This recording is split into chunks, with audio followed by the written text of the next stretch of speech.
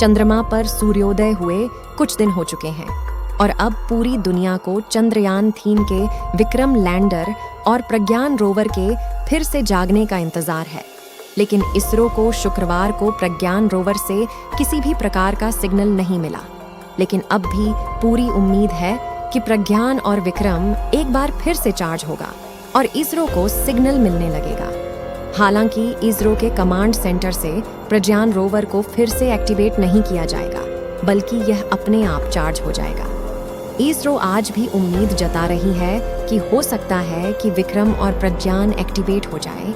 इसरो ने 2 सितंबर को एक्स पर बताया था कि प्रज्ञान रोवर ने चंद्रमा पर अपना काम पूरा कर लिया है और अब उसे सुरक्षित रूप से पार्क कर दिया गया है और स्लीप मोड में डाल दिया गया है। अंतरिक्ष एजेंसी ने कहा था कि PAPXS और LIBS पोलोड बंद है।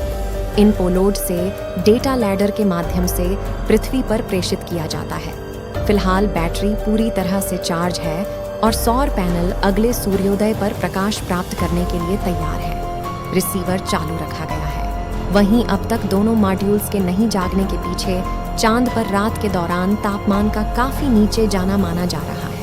जब चांद पर रात होती है तब वहां का टेम्परेचर 200 डिग्री तक चला जाता है, जिससे दोनों मॉड्यूल्स के उपकरण काम करना बंद कर सकते हैं। विक्रम लैंडर और रोवर को सुलाते समय इसरो ने कहा था कि अगर यह दोनों नहीं जगते हैं तो यह भारत के चंद्र राजदूत के रूप में हमेशा के लिए वही रहेगा।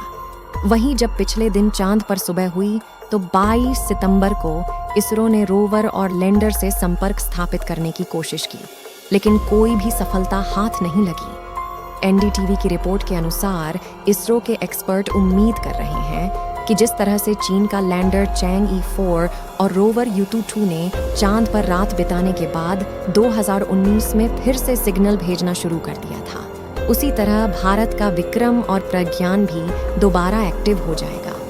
हालांकि अगर दोनों वापस नहीं भी जगते हैं तो भी इसरो ने जितने काम के लिए चांद पर दोनों को भेजा था वह पहले ही पूरा हो चुका है। दरअसल यह पूरा मिशन 14 दिनों का ही था, जिसे पहले ही पूरा कर लिया गया है। अब अगर दोबारा सिग्नल भेजते हैं तो ये एडिशनल ही होगा और एक तरह का बोनस होगा।